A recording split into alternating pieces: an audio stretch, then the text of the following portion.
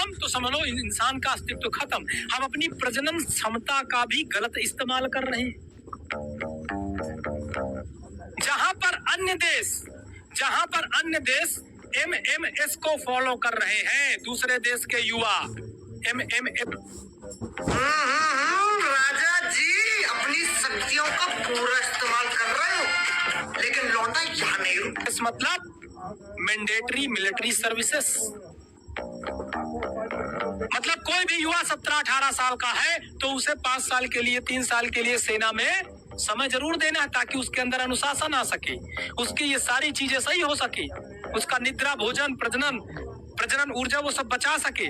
वहीं पर हमारे देश का युवा रील्स स्क्रॉल करता है, वो भी देखता है, लेकिन वो रील्स देखता है, वो भी फॉलो करता है रील्स, और वो भी फॉलो करता है MMS। लेकिन वो MMS किस प्रकार के? नर्तकियों के डांस के MMS फॉलो करता है, रील्स देखता है, घटिया घटिया चीजें मोबाइल में स्क्रॉल करके उसको देखने में मजा आता है, वो गर्लफ्रेंड बनाता है। और अपनी प्रजनन की जो ऊर्जा है, हमारे पूरे इस शरीर में सिर्फ एक ही तो जीवित तत्व है, और वो है हमारा स्पर्म। और उससे ज्यादा ऊर्जावान कुछ नहीं है, क्योंकि वो एक नया जीवन देता है भाई, नया जीवन देने का काम करता है। उसको भी हम फालतू में फेंक देते हैं, उसका भी हम ह्रास कर देते हैं, इस ऊर्जा को भी हम नष्ट कर देते हैं। तो कहीं ना कहीं ये भी हमारे लिए बहुत जरूरी है कि इस पर हम कंट्रोल करें, ऐसी चीजों को ना देखें, ऐसे गाने ना सुने, ऐसे लोगों से दूरियां बना लें जिनके कारण हमारे मस्तिष्क में गंदे विचार आते हैं।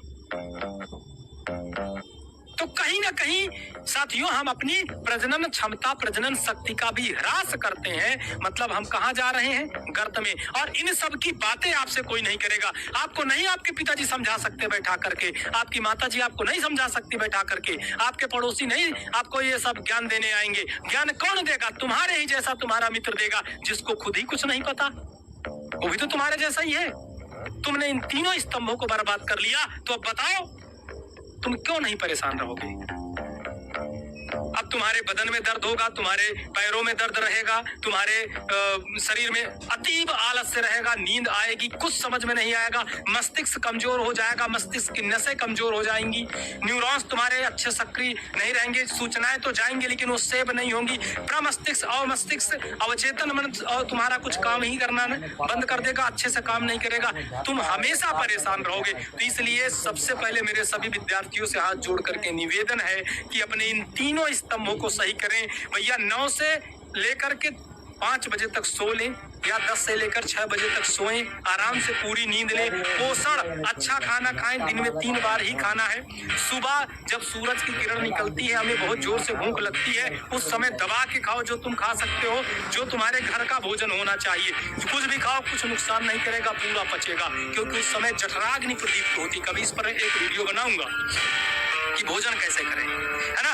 और उसके बाद दोपहर में हल्का भोजन ले लो, शाम को 6 बजे फिर सूरज ढलते ही खाना खा लो, अति उत्तम रहेगा, कभी बीमार नहीं पड़ोगे। अगली बात